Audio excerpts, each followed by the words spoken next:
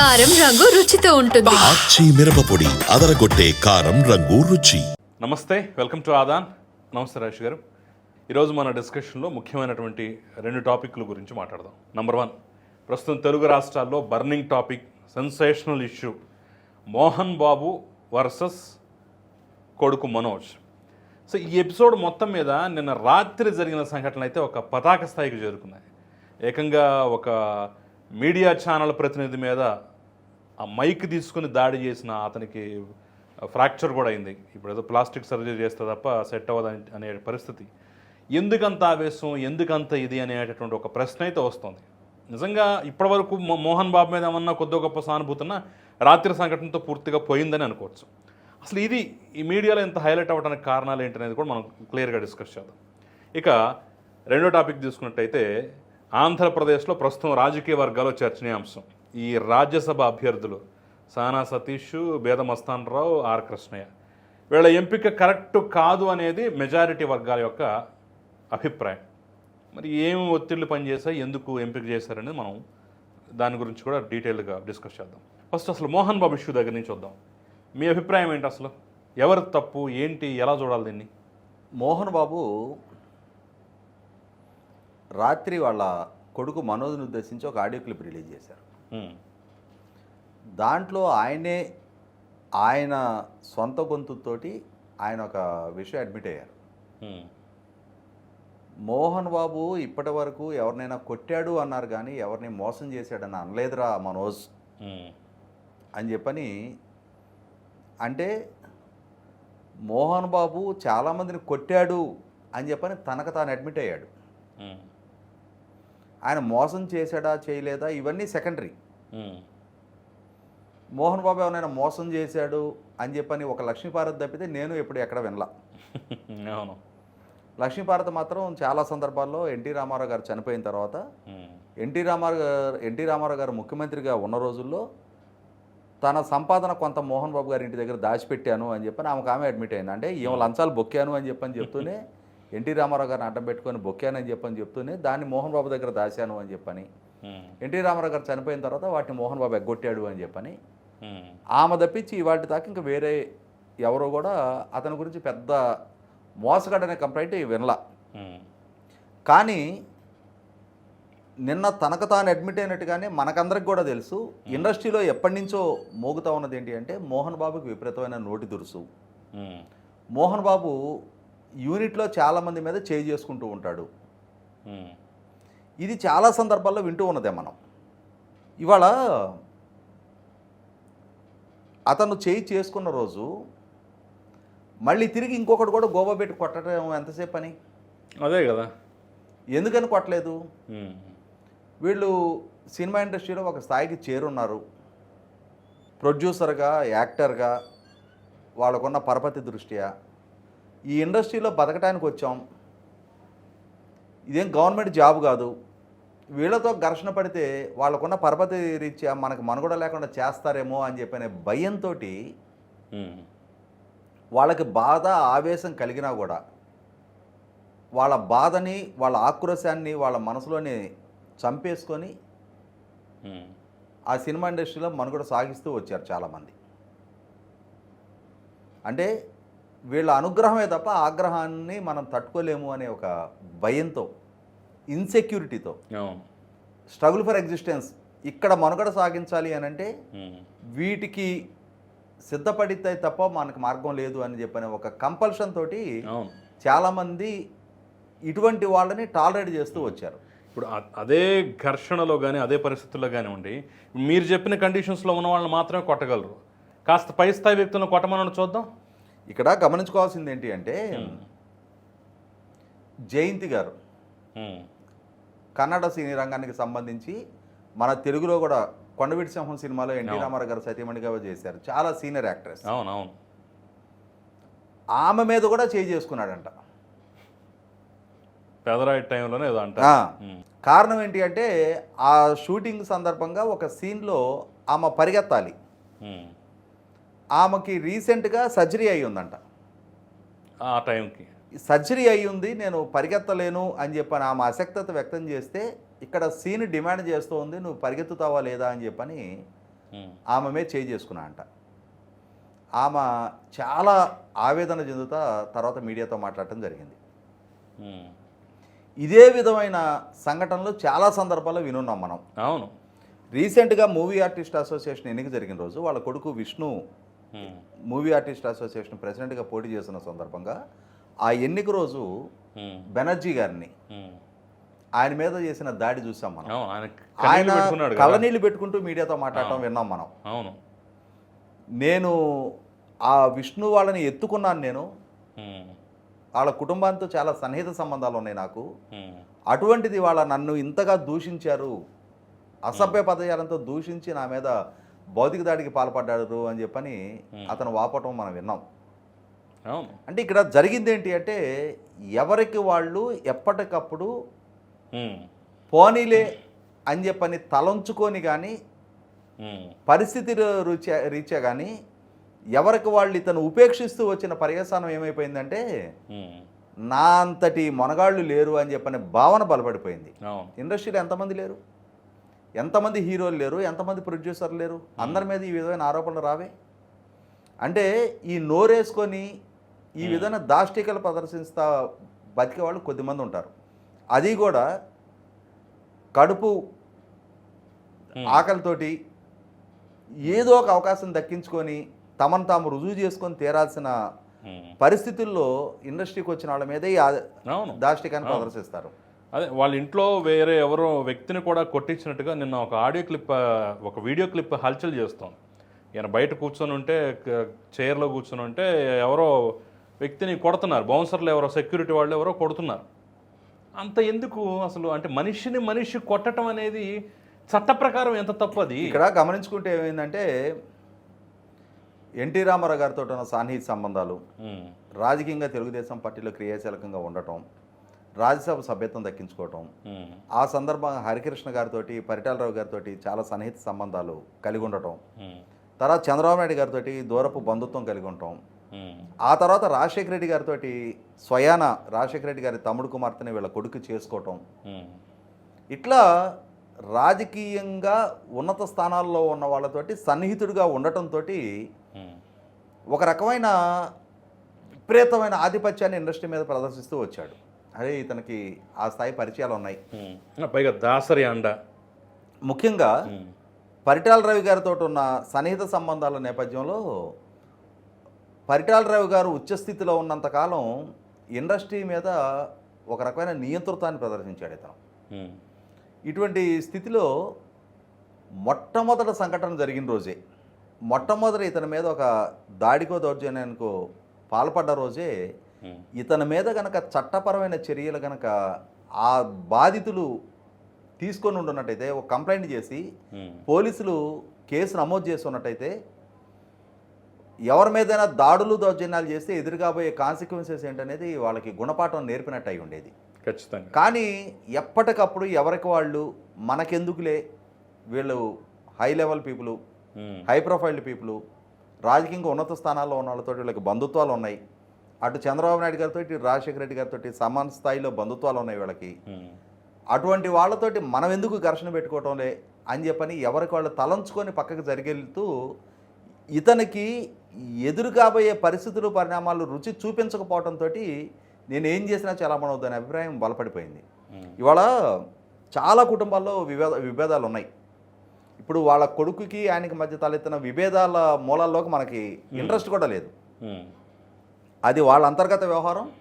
అది చట్టపరంగా పరిష్కరించుకుంటారా, కూర్చొని మాట్లాడుకొని పరిష్కరించుకుంటారా, తండ్రి కొడుకులుగా ఆస్తుల పంపకాల దగ్గర విభేదాలు వచ్చాయా, కుటుంబ సంబంధాల దగ్గర విభేదాలు వచ్చినాయా, దేనివల్ల వచ్చినాయి అనేది అది వాళ్ళకి పరిమితమైన అంశం. అయితే ఇక్కడ గమనించుకోవాల్సింది ఏంటి, విభేదాలు పొడసూపిని మనోజు నా తండ్రి నా మీద దౌర్జన్యానికి పాల్పడ్డాడు అని చెప్పని భార్యాభర్తలు పోలీసుల దగ్గరికి వెళ్ళి కంప్లైంట్ చేశారు. నా కొడుకు నా మీద దాడికి ప్రయత్నం చేశాడు అని చెప్పని మోహన్ బాబు కూడా సిపి గారికి కంప్లైంట్ చేసి ఆ కంప్లైంట్ చేసిన కాపీని ఎవరికి రిలీజ్ చేశాడు? మీడియాకే కదా. ఎందుకు రిలీజ్ చేశావు? నీ అంతర్గత సమస్య కదా. అవును కదా. నీ కుటుంబంలో మీరు కూర్చొని పరిష్కరించుకోవాల్సిన ఇష్యూ కదా. మీడియాకి ఎందుకు రిలీజ్ చేసావు? నిన్న ఆడియో క్లిప్ కూడా మీడియాకే కదా రిలీజ్ చేసింది. తండ్రి కొడుకుల మధ్య ఉంటే బయటకు ఎందుకు వస్తుంది? అంటే అది ఒకవేళ మీడియా వాళ్ళు అక్కడ ఉన్నారు కాబట్టి ఆడియో క్లిప్ మీడియాకి రిలీజ్ చేసావు. మీడియాకి రిలీజ్ చేసింది కదా. మరి అంటే ఇక్కడ నీ కుటుంబ సమస్యని వీధికి ఎక్కించింది మీరు. వీధికి ఎక్కించిన తర్వాత ఒక మాజీ రాజ్యసభ సభ్యుడిగా, ఒక మాజీ ముఖ్యమంత్రితోటి, ఇరువురు మాజీ ముఖ్యమంత్రులతోటి బంధుత్వం ఉన్న వ్యక్తిగా నీ కుటుంబంలో ఏదైనా ఒక సమస్య చెలరెగుతూ ఉన్నప్పుడు డెఫినెట్గా మీడియా క్యూరియాసిటీ ఉంటుంది. అటువంటి సమాచారాన్ని ప్రజలకు చేరువ చేయాలి అని చెప్పనే తాపత్రయం వాళ్ళకు ఉంటుంది. ఆ ఉద్దేశంతో వాళ్ళు అక్కడికి వచ్చారు. వస్తే ఏదైనా ఉంటే గేటు బయటకు వచ్చి మేము మాట్లాడతాం, మీకు తెలియజేస్తాం, మీరు ఇంటి లోపలికి వచ్చి మా ప్రైవసీకి ఇబ్బంది కలిగించొద్దు అని చెప్పని సున్నితంగా చెప్పొచ్చు. అవును. లేదు పోలీసులకి చెప్పి పోలీసుల ద్వారా పంపించే ప్రయత్నం చేయొచ్చు. అవును. అంతేగాని భౌతిక దాడులకు పాల్పడమని ఎవరు నీకు ఆ హక్కు కల్పించారు? ఇవాళ ఒకటేంటంటే మనకు ఒక సామెత ఉంది, ఉరివి ఉరివి మంగళం మీద పడింది, అత్త మీద కోపం దొత్త మీద చూపించాడు, ఇట్లా సామెతలు చెప్తారు. నీ కొడుకుతో నీకు సమస్య ఎదురైంది. నీ కొడుకు నీ ఇంటి గేటు బద్దలు కొట్టుకొని తన లోపలికి వచ్చాడు. నీ దగ్గర దమ్ముంటే నీ కొడుకుని కొట్టు, లేదు నీ కొడుకు దగ్గర ఓపుకుంటే నిన్ను కొడతాడు. మీ ఇద్దరి మధ్య ఉన్న విభేదాలకి ఆ కోపాన్ని తీసుకొచ్చి మీడియా వాళ్ళ మీద ఎందుకు చూపించావు? అంటే వీళ్ళేదో చిన్న చిన్న ఉద్యోగస్తులు, పొట్టగొట్టు కోసం వాళ్ళు ఉద్యోగం చేసుకుంటా ఉన్నారు. వాళ్ళు ఆ నిమిషాన ఆ బయట క్యాప్చర్ చేయాలనే ఉత్సాహంతో వాళ్ళు పరిగెత్తుకుంటూ లోపలికి వస్తూ ఉన్నారు. వాళ్ళ మీద నీ వీరత్వాన్ని చూపిస్తావా? ఇవాళ సమస్య మీది. మీ మధ్య పెరిగిన ఎమోషన్స్కి ఎవరినో ఎందుకు బలి చేస్తావు? నిన్నగాక మొన్న ఏమని చెప్తా ఉన్నావు? నాకు 78 సంవత్సరాల వయసు, నేను సీనియర్ సిటిజన్ని, నాకు రక్షణ కావాలి అని చెప్పని సిపి గారికి చేసిన కంప్లైంట్లో మెన్షన్ చేసావు. మరి 78 సంవత్సరాల వ్యక్తికి చాలా పరిణతి, సంయమనం ఉండాలి. ఆ సంయమనాన్ని కోల్పోయి నువ్వు ఆ రకంగా దాడులకు పాల్పడ్డావు. ఎస్, నువ్వు 78 సంవత్సరాల వయసు, పెద్దరకం, వృద్ధుడివి, 100% ఒప్పుకుంటాం దాన్ని. ఆ కుర్రాళ్ళు తిరగబడి 2 తోపులు దోసినట్టు అదే కదా, అంతే కదా.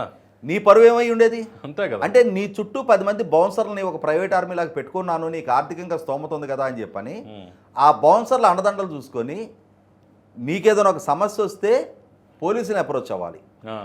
అంతేగాని నువ్వు ప్రైవేట్ ఆర్మీలు పెంచి పోషిస్తారా? అదే కదా. ఇవాళ ప్రైవేట్ ఆర్మీలు పెంచి పోషిస్తా నీ కొడుకు ఒక పెద్ద కొడుకు ఒక బృందాన్ని, నీ చిన్న కొడుకు ఒక బృందాన్ని, నువ్వు ఒక బృందాన్ని పెట్టుకొని వీధి పోరాటాలకు సిద్ధపడతారా? అంటే ఇవాళ మీ ఇంటి సమస్యకి అసలు ఆ బౌన్సర్లు వాళ్ళు ఘర్షణ పట్టడం ఏంటి? వాళ్ళకి ఏం సంబంధం? అంటే నువ్వు కొన్ని డబ్బులు ఇచ్చావు కాబట్టి ఆ పూట ఒక భోజనం పెడితే పెట్టావేమో, దానికోసం అని చెప్పని నీ తరపున వాళ్ళు ఘర్షణ పడాలా? ఇప్పుడు ఈ 2 బృందాలు వాళ్ళు ఎందుకు ఘర్షణ పడుతున్నారు ఒకరికొకళ్ళు? నీ చిన్న కొడుకు తీసుకొచ్చిన బృందంతో నీ పెద్ద కొడుకు తీసుకొచ్చిన బృందం ఎందుకు ఘర్షణ పడుతున్నారు? వాళ్ళకి ఏం విభేదాలు ఉన్నాయి? అంటే మీరు విసిరిన డబ్బులతోటి బయట వ్యక్తుల మధ్య శాంతి భద్రతల సమస్యలు సృష్టింపబడాలా? ఇప్పుడు ఆ ఇష్యూలో కూడా ఎందుకు పోలీసులు ఉదాసీనంగా ఉన్నారు? వాళ్ళు 40 మంది, వీళ్ళు 40 మంది, ఏంటి పెంటంతా? మేము పోలీసులు ఉన్నది దేనికి, శాంతి భద్రతల అవసరం లేదని చెప్పేసి పంపించాలి కదా. ముందు అవసరమైతే యాక్షన్ తీసుకోవాలి కదా, ఎంతమందిని రప్పించినందుకు. ఈరోజు సిపి గారు 3 పిలిచారంట, మోహన్ బాబుని, విష్ణుని, మనోజ్ని. ఇప్పుడు దీంట్లో ఎవరిది తప్పు ఎవరిది ఒప్పు అనేది అంతిమంగా న్యాయస్థానంలో పోలీసులో తేలుస్తారు దాన్ని ఖచ్చితంగా. కానీ ఇవాళ ఈ వీధి పోరాటాల స్థాయికి సమస్యని పెంచి పోషించుకుంది వాళ్ళు. పోషించుకున్నప్పుడు సహజంగా ఉండే క్యూరియాసిటీ తోటి మీడియా వెళ్తుంది. మీడియాకి అవకాశం కల్పించింది మీరే. ఇప్పుడు ఇవాళ మీ మధ్య ఉన్న సమస్యని మేము మా 4 గోడల మధ్య పరిష్కరించుకుంటాం, ఇది మా కుటుంబ సమస్య, నా తండ్రి కొడుకుల మధ్య ఉన్న అంతర్గత వ్యవహారం, ఇది మీడియా ఎంటర్ కావద్దు అని చెప్పానంటే మీడియా రాదు. కానీ ఇక్కడ మరి పబ్లిక్ అయింది కదా, పబ్లిక్ నువ్వే ఇచ్చావు కదా. ఇప్పుడు మనోజ్ డే 1 మనోజ్ గాయాలతోటి మేడ మీద కాళ్ళ దగ్గర కుంటుకుంటూ హాస్పిటల్కి వచ్చినప్పుడు అది పబ్లిక్ అవుతుంది కదా. ఇప్పుడు అప్పటికి మనోజ్ ఇది మా అంతర్గత వ్యవహారం అని చెప్పని చెబితే దాన్ని ఎవరు అత్యుత్సాహ ప్రదర్శన చేయరు. కానీ మనోజ్ మీడియాతో మాట్లాడాడు, మోహన్ బాబు సిపికి ఇచ్చిన కంప్లైంట్ని మీడియాకి షేర్ చేశాడు. అంటే ఇష్యూని పబ్లిక్ చేసింది మీరు.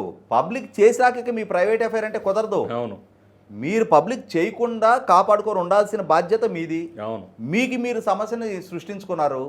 సృష్టించుకొని ఇవాళ అర్భకులు వాళ్ళు, అంటే నేను వాళ్ళని ఏదో తక్కువగా మాట్లాడటం కాదు, వీళ్ళతో పోల్చుకుంటే చిన్నవాళ్ళు, చాలా చిన్న చిన్న జీతాలకి పనిచేసుకునే చిన్న ఉద్యోగస్తులు వాళ్ళు. వాళ్ళ వెనక కుటుంబాలు ఉన్నాయి. ఇవాళ నువ్వు దాడి చేసావు, నీ అహం మొత్తాన్ని అతని మీద చూపించావు. నువ్వు 78 సంవత్సరాల వృద్ధుల్లాగా నువ్వు వ్యవహరించావా, పెద్దరికాన్ని మెయింటైన్ చేసావా? నీ కొడుకుల వయసు వాళ్ళది లేదు, నీ కొడుకుల కంటే చిన్నవాళ్ళు. నీ మనవాళ్ళు మనవరాళ్ళని ఎంత ఆప్యాయంగా నువ్వు చూసుకుంటా ఉన్నావో, అలాగే వాళ్ళ ఇంటి దగ్గర వాళ్ళు క్షేమంగా ఇంటికి రావాలని ఎదురు చూసే ఒక భార్య బిడ్డలు ఉంటారు.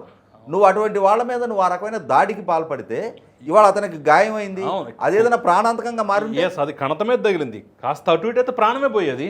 ఇప్పుడు ఏదైనా ప్రాణాంతకంగా మారున్నట్టయితే ఆ కుటుంబానికి నువ్వు న్యాయం చేయగలుగుతావు, మహా అయితే డబ్బు ఇస్తావు. అంతేగాని నువ్వు నీ వల్ల జరిగిన తప్పుకి నువ్వు బాధ్యత తీసుకోగలుగుతావా? ఇవాళ నీ దగ్గర డబ్బు హోదా ఉన్నాయి అని చెప్పని, నీకు బంధుత్వాలు ఉన్నాయని చెప్పని అతని మీద దాడి చేసావు, నీకు అనారోగ్యం అని చెప్పని వెళ్ళి హాస్పిటల్లో కూర్చున్నావు. అదే కదా, ఆ ఖరీదైన హాస్పిటల్లో నీకు లక్షలు ఖర్చు పెట్టగలిగే స్తోమత ఉంది. కానీ వాళ్ళు 100కి 100 రూపాయలు ఇది ఖచ్చితంగా ఆక్షేపించాల్సిన వ్యవహారం. అంటే మొదటి నుంచి ఈ విధమైన అంటే ఈ అలసత్వం ప్రదర్శించడం వల్ల అందరూ కూడా ఇటువంటి వాళ్ళకి మేము ఎక్స్ట్రా కాన్స్టిట్యూషన్ అథారిటీ మమ్మల్ని చట్టాలు ఏం చేయలేవు, మమ్మల్ని పోలీసులు ఏం చేయలేరు అనే ఒక విపరీత ధోరణి పెరిగిపోయింది. మామూలు పరిస్థితులు అయితే ఇంతమంది మీద దాడికి గనక వేరే కామన్ సివిలియన్ ఎవరైనా పాల్పడి ఉంటే రౌడీ షీట్ ఓపెన్ చేసి ఉండేవాళ్ళు. సమాజంలో ఒక యాంటీ సోషల్ ఎలిమెంట్గా చిత్రీకరించి ఉండేవాళ్ళు వాళ్ళని. ఇవాళ ఏ విఐపి పర్యటనకు వచ్చిన రోజైనా సరే మిగిలిన రౌడీ షీటర్ లాగా వీళ్ళని పిలిపించి పోలీస్ స్టేషన్ ముందు బైండ్ ఓవర్లు చేపించి నుంచో పెట్టేవాళ్ళు. అటువంటి స్థాయి వ్యక్తిత్వం కలిగి ఉన్న ఇతనికి సమాజం చాలా మర్యాద ఇచ్చింది ఇప్పటిదాకా. ఆ మర్యాద పొందటం చాలా తేలిక, నిలుపుకోవటం చాలా కష్టం. పైగా మోహన్ బాబు కొడతాడు అనేదాన్ని ఏదో పెద్ద ఘనకీర్తిలాగా పదే పదే చెప్పుకుంటూ ఏంటది అదే అంటున్నా. అంటే ఇప్పుడు ఇదే బ్రూస్లీనా ఒక 10 మందిని కొడతానికి ఒకటిని ఇప్పుడు నీకు 6 అడుగుల పర్సనాలిటీ ఉంది కాబట్టి ఎదురాళ్ళని మీద చేయి చేసుకున్నావు. 3-4 కలిసి కుమ్మేస్తే సినిమా కాదు ఇది ఫైటింగ్ చేయడానికి. 78 ఏళ్ల వ్యక్తి ఇప్పుడు కాదు, ఒకవేళ యంగేజ్లో ఉన్నప్పుడైనా సరే ఎంతసేపు ఎదురాడు కొట్టడానికి. ఇప్పుడు నీకు తగిన వ్యక్తులు ఎవరు ఎదురు పడక నీకు నడిచిపోయిన రోజులు. నీ బోటి యాటిట్యూడే ఉన్నాడు ఇంకొకటి కనుక నీకు ఎదురు పడి ఉన్నట్టయితే నువ్వు ఒక దెబ్బ కొడితే 2 దెబ్బలు కొట్టుండేవాడు. అప్పుడు కాళ్ళు నేల మీద ఉండేవి. ఇప్పుడు ఏమైపోయిందంటే అటువంటి ప్రతిఘటన ఎప్పుడు ఎక్కడ ఎదురుగాక, పైగా చట్టపరంగా కూడా ఎటువంటి సమస్యలు ఎదురు కాక వీళ్ళ కళ్ళు నెత్తికెక్కి కాళ్ళు గాల్లో తేలాడుతూ ఉన్నాయి. 100కి 100 రూపాయలు ఇప్పటికైనా సరే చట్టం అంటే ఏంటో ఈ మీడియా ప్రతినిధి మీద దాడి జరిగిన సంఘటన దృష్టి అయినా సరే వీళ్ళకి రుచి చూపించి తీరాలి. రైట్, ఇక మనం సెకండ్ టాపిక్లోకి వెళ్తే, ఇప్పుడు ఆంధ్రప్రదేశ్లో కూటమి తరపున రాజ్యసభ అభ్యర్థుల ఎంపిక అనేది ఒక చర్చనీయాంశం అవుతుంది. దాంతోడు ఇప్పుడు నాగబాబుకి మళ్ళీ క్యాబినెట్లో స్థానం అనేది కూడా ఒక చర్చకు వస్తుంది. అక్కడ కూడా క్యాస్ట్ ఈక్వేషన్స్, అందుట్లో మళ్ళీ వాళ్ళకి ఇచ్చిన మంత్రి పదవులు 4 ఇస్తే అందుట్లో 3 అచ్చంగా కాపులకేనా అని ఒక అంశం. ఈ బేదమస్తాన్ రావు కానివ్వండి, సానా సతీష్ మీద, ఆర్ కృష్ణ మీద పెద్ద ఎత్తున వ్యతిరేకత, వీళ్ళు కాకుండా అసలు దొరకలేదని చెప్పేసి. ఏంటంటారు వీటి వెనక్కి ఉన్నటువంటి మనకు తెలియని కోణాలు, కారణాలు, ఈక్వేషన్స్? అంటే వ్యతిరేకత వస్తుందని ఊహించలేనంత ఈ పరిస్థితి అయితే ఏమి లేదు అధినేతలకి, కానీ ఎందుకంటారు? ఇక్కడ ఒక ప్రత్యేక పరిస్థితి తెలుగుదేశం పార్టీ ఎదుర్కొంటా ఉంది. తెలుగుదేశం పార్టీ ఆవిర్భావం జరిగిన 42 సంవత్సరాల తర్వాత గత సంవత్సరం కనకమేడల రవీంద్ర కుమార్ గారు రాజ్యసభ నుంచి రిటైర్ అయిపోయిన తర్వాత ఈ 4 దశాబ్దాల్లో తెలుగుదేశం పార్టీకి సంబంధించి రాజ్యసభలో ప్రాతినిధ్యం లేని మొట్టమొదటి పరిస్థితి. ఇప్పటిదాకా ఒక ప్రాంతీయ పార్టీగా తెలుగుదేశం పార్టీ ఆవిర్భావం జరిగినా కూడా జాతీయ స్థాయి రాజకీయాల్లో చాలా క్రియాశీలక పాత్ర పోషిస్తూ వచ్చింది. 1984 పార్లమెంట్ ఎన్నికల్లో లోక్సభలో ప్రధాన ప్రతిపక్ష గ్రూప్గా తెలుగుదేశం పార్టీ ఆవిర్భవించడం జరిగింది. ఆనాటి నుంచి రాజ్యసభలో కూడా గౌరవప్రదమైన సంఖ్యలో తెలుగుదేశం పార్లమెంట్ సభ్యులు ఉంటూ వచ్చారు. మొట్టమొదటిసారిగా 2019 ఎన్నికల్లో తెలుగుదేశం పార్టీ ఓటమి చెందిన తర్వాత తెలుగుదేశం పార్టీ మీద నెగ్గిన 4 రాజ్యసభ సభ్యులు భారతీయ జనతా పార్టీ వైపు ఫిరాయించడం జరిగింది. ఆ నేపథ్యంలో కనకమేడల రవీంద్ర కుమార్ గారు ఒక్కరే తెలుగుదేశం పార్టీ ప్రతినిధిగా రాజ్యసభలో ప్రాతినిధ్యం వహిస్తూ వచ్చారు. ఆయన టెన్యూర్ కూడా గత సంవత్సరం ముగిసిపోయింది. దాంతో తెలుగుదేశం పార్టీకి మొన్న ఎన్నికలకు ముందున్న సంఖ్యాబలం దృష్ట్యా ఇంకొక రాజ్యసభ సభ్యుడిని గెలిపించుకునే స్తోమత లేదు. దాంతో ఆంధ్రప్రదేశ్ రాష్ట్రం నుంచి రాజ్యసభకు ఉన్న 11 మంది సభ్యుల ప్రాతినిధ్యం కూడా వైసీపీ పార్టీకే దక్కింది. ఎందుకంటే వైసీపీ పార్టీకి సభలో 151 స్థానాల సంఖ్యాబలం ఉంది. తెలుగుదేశం పార్టీకి ఉన్న 23 మంది శాసనసభ్యుల సంఖ్యాబలంలో ఆల్రెడీ 4 వైసీపీ వైపు ఫిరాయించిన నేపథ్యంలో జనసేన వ్యక్తి అసలు కూడా అటే వెళ్ళాడు. ఒక్క రాజ్యసభ సభ్యుని కూడా గెలిపించుకునే స్తోమత తెలుగుదేశం పార్టీకి లేదు. అవును. దాంతో ఏమైపోయిందంటే తెలుగుదేశం పార్టీకి రాజ్యసభలో తన ప్రతినిధి బృందాన్ని ఎంపిక చేసుకోవాలి అని అంటే ఇప్పుడు 175 మంది సభ్యులున్న సభలో 164 మంది నెగ్గారు కూటమి తరఫున. అయినా సరే వీళ్ళ తరఫున రాజ్యసభకు ఎంపిక జరగాలి అని అంటే 2026 వరకు వెయిట్ చేయాలి. 2026 వరకు అవకాశం లేదు. ఇటువంటి పరిస్థితిలో ఒక ఆయాచిత వరంలాగా ఈ ఎన్నికల్లో దక్కిన గెలుపు దృష్ట్యా, వైసీపీకి దక్కిన ఓటమి దృష్ట్యా వైసీపీ పార్టీలో ఉన్న 11 మంది రాజ్యసభ సభ్యుల్లో కొంతమందిలో ఒక అన్రెస్ట్ బిగినైంది. వైసీపీ నుంచి దూరం జరగాలని వాళ్ళు నిర్ణయించుకున్నారు. ఆ నిర్ణయించుకున్న నేపథ్యంలో డెఫినెట్గా రాజకీయ పక్షాలు ఎదుటి పార్టీలో చిన్న ఏలుబెట్టే సందు ఉంది అని అంటే వీళ్ళు కాలు పెడతారు. సహజం అది. ఇప్పుడు తెలుగుదేశం పార్టీ 2019 ఎన్నికల్లో ఓడిపోయింది అని అంటే అప్పటి వరకు సిద్ధాంత బలము, నీతి నిజాయితీ అనే రాజకీయాలు అని చెప్తూ వచ్చిన భారతీయ జనతా పార్టీ కూడా తెలుగుదేశం పార్టీ నుంచి 4 రాజ్యసభ సభ్యుల్ని తన పార్టీలోకి ఫిరాయింపజేసుకుంది కదా. కాబట్టి ఇక్కడ రాజకీయాల్లో ఈ నీతులు, సిద్ధాంతాలు ఇవన్నీ చట్టుబండలు అయిపోయినాయి. ఇవన్నీ ఈ ఆదర్శాలు ఇవన్నీ చెప్పుకోవడానికే పనికొస్తూ ఉన్నాయి. ఇటువంటి పరిస్థితుల్లో ఆ పార్టీలో లుకలుకలు ఎప్పుడైతే బహిర్గతం అయినాయో, ఆ పార్టీతో విభేదించి కొంతమంది రాజ్యసభ సభ్యులు బయటకు రావాలని చెప్పని ఆలోచన చేస్తున్నారో డెఫినెట్గా అది దాన్ని ఆ అవకాశాన్ని తనకు అనుకూలంగా మలుచుకోవాలని చెప్పని తెలుగుదేశం పార్టీ కూడా ప్రయత్నం చేస్తుంది. ఎందుకు? రాజ్యసభలో తనకు ప్రాతినిధ్యం లేని ఒక కంపల్షన్ క్రియేట్ అయిన నేపథ్యంలో 2026కు ముందుగానే తన ప్రతినిధి బృందాన్ని రాజ్యసభలో నిలుపుకోవడానికి ఒక అవకాశం దక్కింది. ఈ నేపథ్యంలో వాళ్ళు తెలుగుదేశం పార్టీని అప్రోచ్ చేయండొచ్చు, లేదు తెలుగుదేశం వాళ్ళని అప్రోచ్ చేయండొచ్చు. మీరు బయటికి రావడానికి సిద్ధపడుతున్నారు కదా, మా పార్టీలోకి రండి. ఇక్కడ మోపిదేవి వెంకటరమణ గారు ఆయన అసలు ఢిల్లీ రాజకీయాల పట్ల ఆయన ఆసక్తిగా లేడు. ఆయన రాష్ట్ర రాజకీయాలకు పరిమితం కావాలని చెప్పని మొదటి నుంచి కూడా ఇక్కడ రాజకీయం చేస్తూ వస్తున్న వ్యక్తి. రాష్ట్రంలో మంత్రిగా ఉన్న వ్యక్తిని జగన్మోహన్ రెడ్డి గారు మంత్రిగా రాజీనామా చేయించి రాజ్యసభకు పంపించడం జరిగింది. ఇటువంటి నేపథ్యంలో మన ఎన్నికల్లో ఆయనకి వైసీపీ నుంచి టికెట్ కూడా ఇవ్వకపోవటం, చివరికి ఆయన వైసీపీ తోటి విభేదిస్తూనే అన్యమనస్కంగానే ఎన్నికలకి ఆయన పోటీ చేయకుండా కూడా మద్దతుగా ఆ పార్టీలో కొనసాగడం జరిగింది. ఎప్పుడైతే ఆ ఓటమి ఎదురైందో ఇక ఆ పార్టీ నుంచి దూరం జరగాలని నిర్ణయం తీసుకున్నాడు ఆయన. రెండోది బేదా మస్తానరావు గారు. బేదా మస్తానరావు గారు దశాబ్దాల తరబడి తెలుగుదేశం పార్టీలో కొనసాగిన నాయకుడు.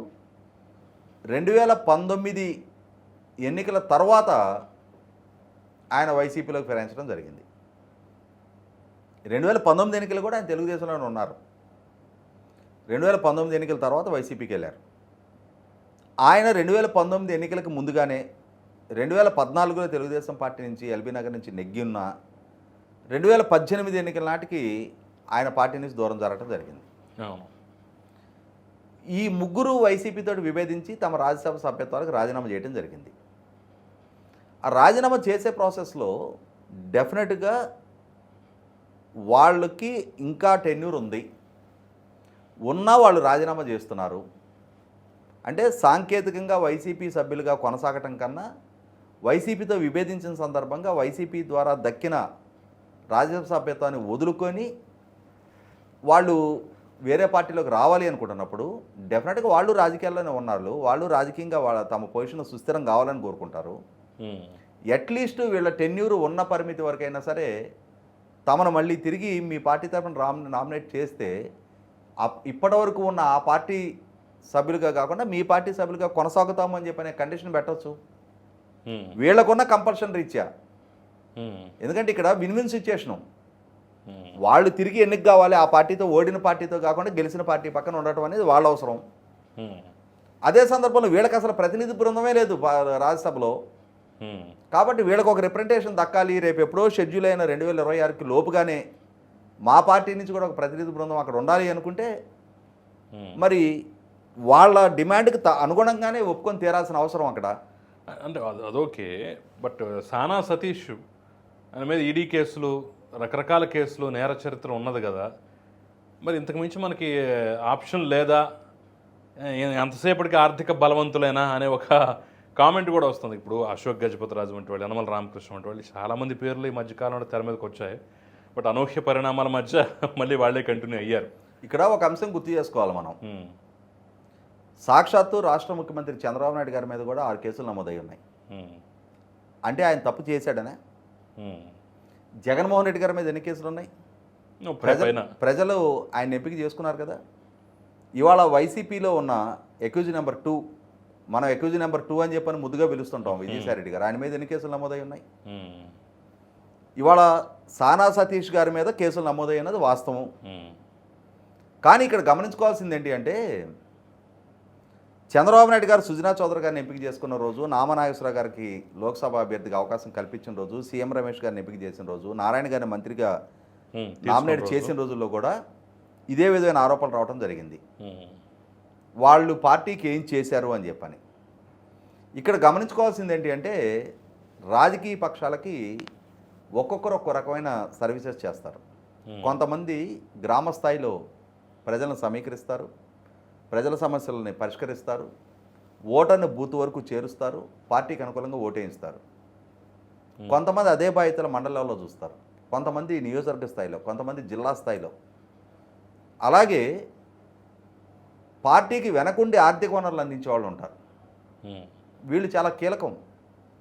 ఇవాళ ఒక పార్టీ నిర్వహణ అనేది ఎంత కాస్ట్లీ అఫైర్గా మారింది అనేది ఆ పార్టీ నిర్వహించే వాళ్ళకే తెలుస్తుంది ఆ పెయిన్ ఏంటనేది. మనకు ఒక సామెత ఉంది కదా, గుడ్డు పెట్టే కొడుకు తెలుసు దీన్ని నొప్పేంటి అని చెప్పని. ఆ పార్టీ నిర్వహణ కోసం ఎవరెవరు ఏ ఏ సందర్భాల్లో ఏ విధమైన అండదండలు అందించారు అనేది ఇవాళ కొంతమంది వ్యవస్థల పరంగా సపోర్ట్ చేసే వాళ్ళు ఉంటారు, కొంతమంది మీడియా పరమైన సానుకూలత రప్పించే వాళ్ళు ఉంటారు, కొంతమంది మీడియాలో పార్టీ ఐడియాలజీని ప్రచారం చేసేవాళ్ళు ఉంటారు. ఇట్లా రకరకాల వ్యక్తులు సమూహం పార్టీ. ఇటువంటి సందర్భంలో పార్టీ అధినేతలకి ఎవరెవరు వాళ్ళకి ఏ ఏ సందర్భాల్లో ఏ విధమైన సహాయ సహకారాలు అందించారు అనేది వాళ్ళకి తెలీదా? వాళ్ళ సానా సతీష్ ఏం చేశాడు అనేది ఫ్రంట్ ఎండ్లో ఉన్న వాళ్ళకి తెలియకపోవచ్చు, బ్యాక్ ఎండ్లో అతను ఏం సహాయ సహకారాలు అందించాడు అనేది నాయకత్వానికి తెలుసు. నాయకత్వం వాళ్ళు ఒక నిర్ణయం తీసుకున్నారు అని అంటే, ఇప్పుడు ఇక్కడ ఇంకొకటి ఏంటి, మోపిదేవి వెంకటరమణ గారి స్థానంలో అతనికి అవకాశం కల్పించారు. అది 1.5 year మాత్రమే ఉంది ఆ పీరియడ్. 1 సంవత్సరంన్నర కాలమైనా సరే అతనికి అవకాశం కల్పించి తీరాల్సిన కంపల్షను చంద్రబాబు నాయుడు గారికి, లోకేష్ గారికి ఏం వ్యక్తమైందో, అతను ఏ విధమైన సహాయ సహకారాలు అందించాడనేది మనకు తెలీదు. డబ్బులు ఉన్నాయి కాబట్టే అతనికి అవకాశం ఇచ్చారంటే, అతనికన్నా డబ్బులు ఉన్న వాళ్ళు చాలామంది ఉన్నారు. కానీ 2019 నుంచి 2024 దాకా తెలుగుదేశం పార్టీ ఎదుర్కొన్న సంక్షోభ పరిస్థితుల నేపథ్యంలో జగన్మోహన్ రెడ్డి గారి నుంచి ఎదురైన ఒత్తిడులు, కేసులు, అరెస్టులు, జైళ్ళు, వీటన్నిటి నేపథ్యంలో ఇతను ద్వారా ఏ సహాయ సహకారాలు అందాయో అది ఉత్తగా ఎవరికి ఏ ఆపర్చునిటీ ఇవ్వరో. ఇవాళ తెలుగుదేశం పార్టీ నుంచి రాజ్యసభ సభ్యులుగా చాలా సామాన్యులకి రోమన్ల రామచంద్రయ్య గారు, యార్లగడ్డ లక్ష్మీప్రసాద్ గారు,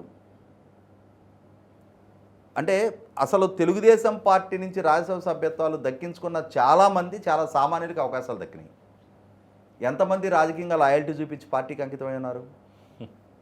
ఇవాళ మాట్లాడుకుంటే ఒక పెద్ద చేంతాడంత లిస్ట్ ఉంది. తెలుగుదేశం నుంచి రాజ్యసభ సభ్యత్వాలు దక్కించుకున్న వాళ్ళలో రీసెంట్గా గుండు సుధారాణి గారు, దేవేంద్ర గౌడ్ గారి దగ్గర నుంచి పార్టీతో అటాచ్ అయ్యి లేరు. ఎవరికి వాళ్ళు పార్టీని వదిలిపెట్టి వెళ్ళిపోయారు. పార్టీ వాళ్ళకు అవకాశం కల్పించింది కానీ వాళ్ళు పార్టీతో కొనసాగల. ఇటువంటి పరిస్థితుల్లో ఒక్క సానా సతీష్ దగ్గరికి వచ్చేప్పటికే వంక పెట్టాల్సిన నెక్స్ట్ అయితే లేదు. ఎస్ ఇవాళ రాజ్యసభలో ప్రాతినిధ్యం ఉంచుకోవాల్సిన అవసరం ఉన్న రీత్యా ఒక నిర్ణయం తీసుకున్నారు. ఇక ఆర్ కృష్ణయ్య గారి గురించి కూడా రకరకాల విమర్శలు నడుస్తూ ఉన్నాయి. ఇంకా అది బీజేపీ కోట కాబట్టి ఇప్పుడు ఆర్ కృష్ణయ్య గారిని ఎంపిక చేసుకుంది భారతీయ జనతా పార్టీ. భారతీయ జనతా పార్టీ ఎవరిని ఎంపిక చేసుకోవాలనేది ఆ పార్టీకి ఉన్న డిస్క్రిప్షన్. ఇవాళ భారతీయ జనతా పార్టీ తరఫున చాలామంది నాయకులు ఉన్నారు. ఆయన రాజీనామా చేయటం ద్వారా వచ్చిన అవకాశం అది. మా పార్టీ తరఫున కొనసాగుదువు, నువ్వు ఆ పార్టీతో విభేదిస్తున్నావు కాబట్టి ఆ అవకాశం నీకే కల్పిస్తామని చెప్పని అష్యూర్ చేసి ఉంటుంది భారతీయ జనతా పార్టీ. ఖచ్చితంగా. కాబట్టి ఇవాళ ఎన్డీఏ కూటమిలో భారతీయ జనతా పార్టీ కూడా భాగస్వామిగా ఉన్న నేపథ్యంలో అది భారతీయ జనతా పార్టీ డిస్క్రిప్షన్ వాళ్ళు ఎవరిని ఎంపిక చేసుకోవాలి అనేది. ఇక నాగబాబు గారి మంత్రి పదవి, ఎస్ ఖచ్చితంగా ఈ సామాజిక న్యాయం అనే అంశం చర్చనీయాంశంగా మారేదైతే వాస్తవమే. ఈరోజే కాదు, గతంలో కూడా